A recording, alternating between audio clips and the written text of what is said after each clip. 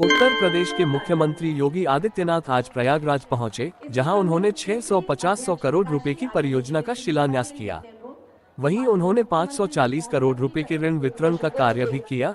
इसके अलावा लगभग 17,000 युवाओं को टैबलेट, मोबाइल और नियुक्ति पत्र वितरित किया। इस दौरान उन्होंने विपक्ष पर जमकर हमला बोला और विपक्ष को टीपू और सुल्तान का नाम देते हुए कहा कि यह लोग वह हैं जिन्होंने समाज को जाति वर्ग व्यवस्था में बांटने का कार्य किया है। ये वही लोग हैं जो माफियाओं के सामने अपने घुटने टेकने का काम करते आए हैं। राजूपाल हत्याकांड को अपना हथियार बनाते हुए मुख्यमंत्री ने केवल विपक्ष पर हमला किया, बल्कि इसके साथ साथ उन्होंने दलित वोट बैंक को साधने का भी कार्य किया। इस दौरान उन्होंने फूलपुर क्षेत्र को एक बार फिर से सुनियोजित तरीके से सजाने और संवारने की बात कही और फूलपुर की जनता से साफ तौर से अनुरोध किया कि जिस प्रकार लोकसभा चुनाव 2024 के परिणाम भारतीय जनता पार्टी के समर्थन में आए हैं, वैसे ही एक बार फिर से सभी लोग एकजुट होकर उपचुनाव में भारतीय जनता पार्टी का परचम लहराते हुए कमल के फूल को खिलाना है और भारतीय जनता पार्टी के हाथों को और अधिक मजबूत करना है, ताकि हम विकास की गंगा फूलपुर के क्षेत्र में बहा सके। श्री नीरज कुमार RF1 CIF के माध्यम से श्रीमती करिश्मा सरोज, श्रीमती चंद्रमा देवी और श्रीमती गीता देवी। बहुत जोरदार तालियां हमारी इन बहनों के लिए। बहुत मेहनत करती हैं अपने अपने क्षेत्र में। और इनके बाद मंच पर आएंगी श्रीमती भगवंती, श्रीमती प्रीति साहू, श्रीमती आशा देवी। भारत माता की, भारत माता की, भारत माता की, वंदे वंदे वंदे। प्रयागराज के फूलपुर में आयोजित आज के इस रोजगार मेला स्वामी विवेकानंद युवा सशक्तिकरण योजना में युवाओं के तकनीकी सक्षमता के लिए टैबलेट और स्मार्टफोन वितरण के आज के इस कार्यक्रम और नए स्टार्टअप और नए उद्यमियों के लिए ऋण मेला के लिए और प्रयागराज और खासतौर पर फूलपुर की विकास परियोजनाओं को लोकार्पण और शिलान्यास के लिए आयोजित समारोह में प्रदेश सरकार में मंत्रिमंडल के मेरे वरिष्ठ सहयोगी, प्रदेश के औद्योगिक विकास विभाग के मंत्री श्री नंदगोपाल गुप्ता नंदी जी,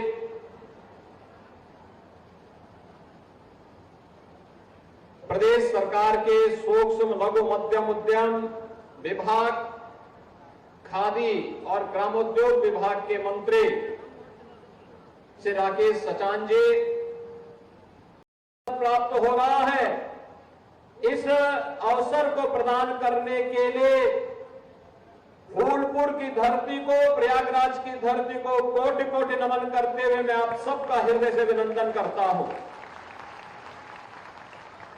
जिन नौजवानों को आज रोजगार के लिए नियुक्ति पत्र प्राप्त हो रहा है, जिन युवाओं को नए स्टार्टअप स्थापित करने के लिए आज यहां पर ऋण उपलब्ध करवाया जा रहा है, जिन युवाओं को तकनीकी रूप से सक्षम बनने के लिए स्वामी विवेकानंद युवा सशक्तिकरण योजना के अंतर्गत राज्य शासन की ओर से टैबलेट और स्मार्टफोन प्रदान किया जा रहा है और प्रयागराज के हमारे जनप्रतिनिधियों की भागीदारी के कारण विकास की जिन परियोजनाओं का लोकार्पण और शिलान्यास हो रहा है, इसके लिए सभी लाभार्थियों के साथ साथ प्रयागराज वासियों को मैं हृदय से बधाई देता हूं, अपनी शुभकामनाएं भी देता हूं।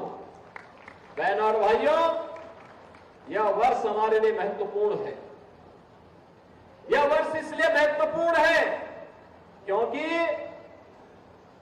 जनवरी 2025 में 12 वर्ष के बाद लगने वाला दुनिया का सबसे बड़ा आध्यात्मिक और सांस्कृतिक आयोजन महाकुंभ का, प्रयागराज महाकुंभ का आयोजन होने जा रहा है।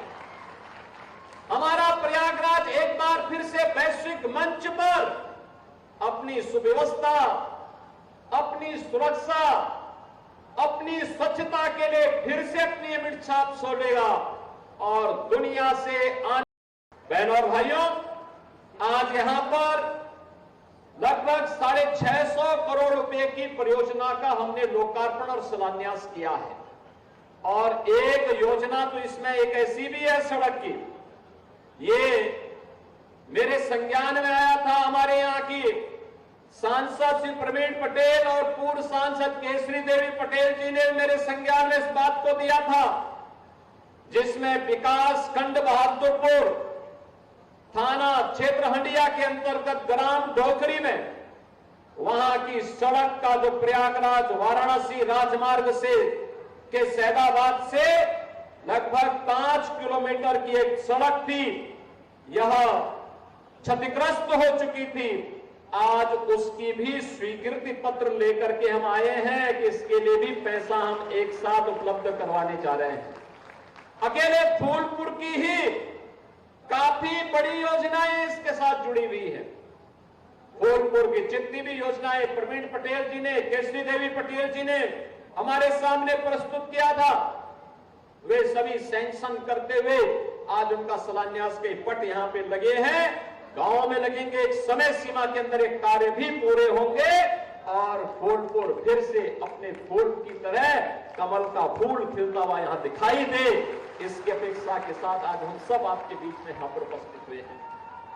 कंपनियां यहां पे रोजगार उपलब्ध करवा रही हैं और साथ साथ यहां पे 510 करोड़ रुपए का ऋण वितरण 7,100 से अधिक युवाओं को और उद्यमियों को उपलब्ध करवाने का कार्य हो रहा है।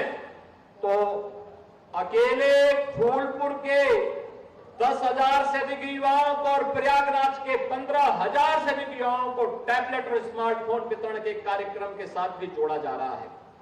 बहनों और भाइयों, इन सब के लिए मैं आपको हृदय से बधाई देता हूं, अपनी शुभकामनाएं देता हूं।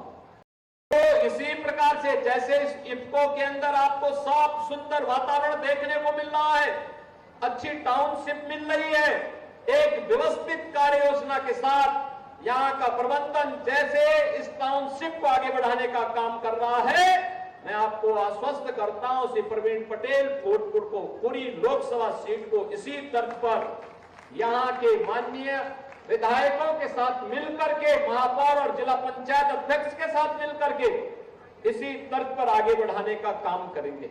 लेकिन उनको ताकत तो आपको भी देनी पड़ेगी, आपको भी देनी पड़ेगी। बहनों और भाइयों, कहने की आवश्यकता नहीं, ये प्रयागराज हमारा आध्यात्मिक नगरी है। देश और दुनिया बड़ी श्रद्धा भाव के साथ यहां आती है। मां गंगा, मां यमुना और मां सरस्वती के इस त्रिवेणी में संगम में स्नान करके जन्म जन्मांतर को अपने पुण्यों के साथ जोड़ने का काम करती है। ऐसी पावन धरा जहां साक्षात भगवान प्रयागराज का दर्शन हमें प्राप्त होता है, द्वादश माधव का दर्शन प्राप्त होता है, उनका आशीर्वाद प्राप्त होता है। मां गंगा के असीम कृपा जिस क्षेत्र पर बनी रहती है, वह क्षेत्र जो सनातन धर्मावलंबियों का वैदिक कालखंड से इस सरदार आस्था का केंद्र बिंदु रहा है, जिस केंद्र में दुनिया की सबसे प्राचीन गुरुकुल महर्षि भारद्वाज ने जिस प्रयागराज में स्थापित की थी, उस प्रयागराज के सामने पहचान का संकट किसने खड़ा कर दिया था? किसने खड़ा किया था? ये जो जाति जाति के नाम पे लड़ाने वाले लोग हैं ना, आज जो कह रहे हैं, तमाम प्रकार की बात कर रहे हैं, तमाम प्रकार की बड़ी बड़ी उद्घोषणा अपनी मन बढ़ई में करने का फिर से दुस्साहस कर रहे हैं। क्या ये सच नहीं है? क्या ये सच नहीं है? ये वही लोग हैं जो टीपू आज सुल्तान बनने का ख्वाब फिर से देख रहे हैं। बहनों और भाइयों, यही टीपू थे जो माफिया के सामने नाक रगड़ करके आपके सामने पहचान का संकट खड़ा करते थे। क्या ये सच नहीं है? इन माफियाओं को गले का हार बना करके प्रयागराज के अस्तित्व के सामने प्रयागराज वासियों के सामने पहचान का संकट खड़ा करने का काम इन्होंने किया था। क्या सच नहीं है? इन माफियाओं को गले का हार बना करके प्रयागराज के अस्तित्व के सामने, प्रयागराज वासियों के सामने पहचान का संकट खड़ा करने का काम इन्होंने किया था। ये गुमराह करते हैं। क्या ये सच नहीं? इन्हीं माफियाओं ने राजूपाल की हत्या की थी। राजूपाल एक गरीब परिवार से थे।